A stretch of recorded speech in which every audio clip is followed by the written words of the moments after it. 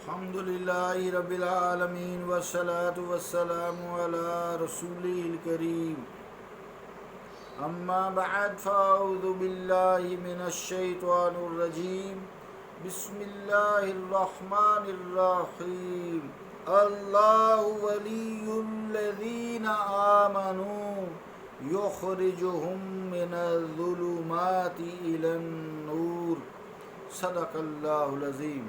واجب الاحترام سامعین، السلام علیکم ورحمۃ اللہ وبرکاتہ۔ آیت کریمہ جو ہے اس کا ترجمہ یوں ہے: اللہ دوست ہے ایمان والوں کا، انہیں گمراہیوں کے اندھیروں سے نکال کر اپنے نور میں لاتا ہے۔ اللہ کا قول سچا ہے جو بڑی ہی عظمت والا ہے۔ عزیزان گرامی قدر، اللہ تعالیٰ کی معرفت جس کو عرفان الہی کہتے ہیں، اس کے بارے گفتگو چل رہی تھی کہ جن کو عرفان ہوتا ہے وہ کسی کو بتاتے نہیں ہیں، خام خواہ شور شرابہ نہیں کرتے۔ جن کو نہیں پتہ ہوتا وہ ویسے ہی ایجنٹ چھوڑے ہوتے ہیں، بتاتے رہتے ہیں جی فلاں بڑی پہنچے ہیں جناب۔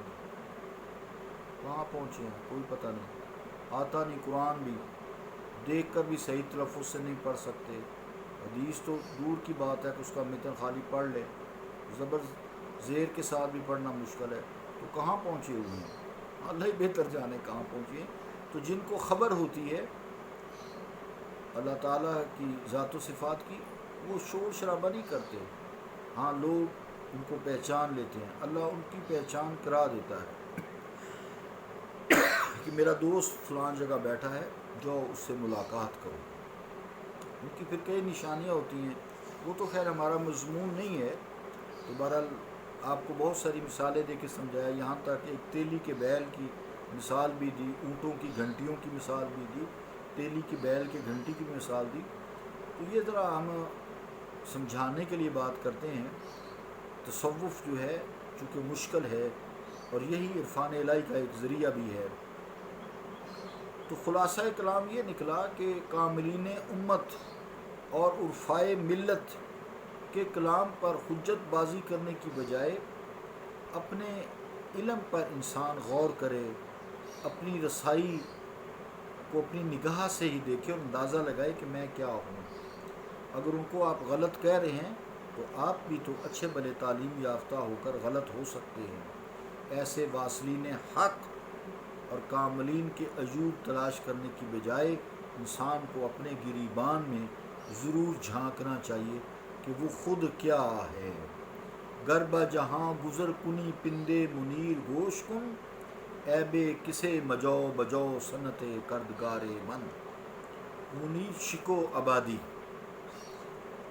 یعنی مراد کیا ہے کہ دوسروں کے عیب چینیوں کے لیے صاحب تبریزی نے بھی کچھ اسی طرح کہا تھا کہ دوسروں کے عیب مت دیکھو، اپنے دیکھو کہ تم کیا کر رہے ہو۔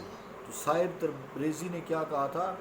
اے کہ خود را در دل ماز اشت منظر دیدہ آئی، اے کہ خود را در دل ماز اشت منظر دیدہ آئی، روئے خود را چارہ کن آئینہ ما زرد نیست۔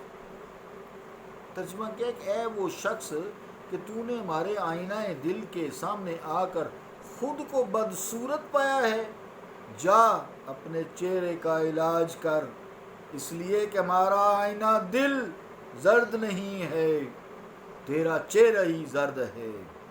ہمارے آئینے کے سامنے تو جیسی شکل لے کر آئے گا اس نے تجھے وہی اصلی شکل میں دکھانا ہے، اس میں ہمارے آئینے کا کیا قصور ہے؟ جا اپنا دل کا آئینہ صاف کر، اپنے عمل کو صاف کر۔ گویا عزیزان گرامی قدر، عارفان حق کی ذات یا ان کے کلام پر جو کم فہم معترض ہوتے ہیں، وہ اعتراض کر کے در حقیقت اپنی ہی کم علمی کو اجاگر کرتے ہیں، اور بغض و حسد کا ثبوت ان کے منہوں سے، ان کے قلم سے نکلتا ہے، اور منہ سے نکل کر ان کے حسد و بغض کی دلیل دیتا ہے۔ بعض حضرات اظہار برتری کے طور پر کہہ دیتے ہیں کہ ہم پیروں فقیروں کے قائل نہیں ہیں۔ تمہیں کس نے کہا ہے کہ تم قائل ہو جاؤ؟ ایسا کہنے کی کیا ضرورت پڑی ہے؟ تمہیں کسی نے کوئی درخواست پیش کی ہے؟ نہ وہ قول تمہیں سے کہے. یہ تبصراتی انداز تو بڑی کم مائگی کی دلیل ہے. حقیقی مشائخ تو خلق اللہ، مخلوق اللہ کی تعریف و نفرت دونوں سے بے نیاز ہوتے ہیں. تو اپنے اللہ اللہ میں لگے رہتے ہیں. ان پر کسی کے آنے یا نہ آنے سے کیا فرق پڑتا ہے؟ کوئی انہیں تسلیم کرے یا نہ کرے انہیں کیا فرق پڑتا ہے؟ کوئی اثر نہیں ہوتا ان پر. وہ اپنے اللہ کے ساتھ لو لگائے بیٹھے ہیں. اللہ ان کا دوست ہے اور وہ اللہ کے دوست ہیں. اس لیے بقول نصیر الدین شاہ صاحب، یہ چونکہ ساری بات ہم نصیر الدین شاہ صاحب کے حوالے سے کر رہے ہیں، تو وہ فرماتے ہیں ہمیں پر منحصر کیا ہے ہم اٹھتے ہیں تو اٹھ جائیں. ہمیں پر منحصر کیا ہے ہم اٹھتے ہیں تو اٹھ جائیں. رہے گا سجدہ گاہے شوق ان کا سنگے در پھر بھی. رہے گا سجدہ گاہے شوق ان کا سنگے در پھر بھی. مگر عزیزان گرامی قدر یہ شان حقیقی مشائخ کی ہے. شان حقیقی مشائخ کی ہے، چونکہ انہیں حقیقی رب العالمین سے لو لگا جو وحدہ لا شریک ہے. اس نے انہیں ولی کہا ہے کہ یہ میرے ولی ہیں. الا ان اولیاء اللہ لا خوف علیہم ولا هم یحزنون.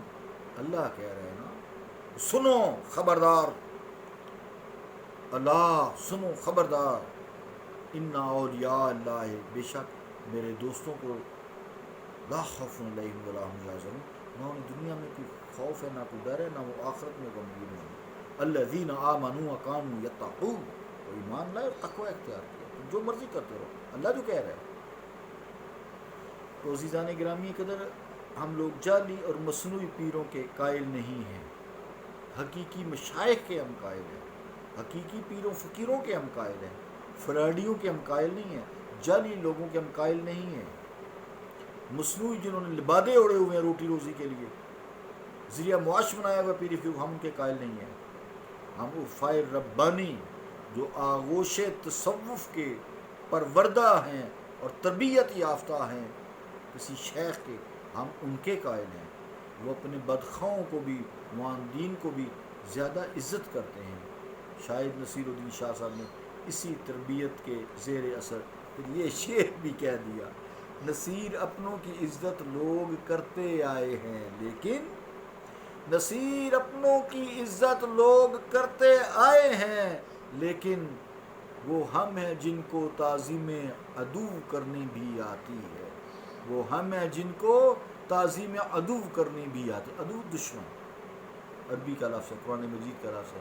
اللہ تعالی ہمیں نیک لوگوں اور بد لوگوں کی پہچان عطا فرمائے، اور جو اللہ کے دوست ہیں اللہ تعالی ہمیں ان کی شان میں جو اللہ نے شان دی ہے، اللہ نے دی ہے، رسول کریم علیہ السلام نے انہیں شان بخشی ہے. وَلِلَّهِ الْعِزَّةُ وَلِرَسُولِهِ وَلِلْمُؤْمِنِينَ، عزت اللہ اس کے رسول اور مومنوں کی ہے. اللہ کی عزت ذاتی ہے، رسولوں کو اس نے عزت دی ہے، اور ان مشائخ کی فقیروں کی جو عزت ہے اللہ رسول کی وجہ سے. وَلَٰكِنَّ الْمُنَافِقِينَ لَا يَعْلَمُونَ، سورہ منافقون کی آیت ہے. لیکن جو منافق ہیں وہ جانتے ہی نہیں ہیں. تو تم اگر نہیں جانتے تو کم از کم اپنی زبان کو بند رکھو. اللہ تعالی ہمیں سمجھ عطا فرمائے. صلی اللہ تعالی علی رسول خیر خلقہ محمد وعلی آلہ واصحابہ اجمعین برحمتک یا ارحم الراحمین.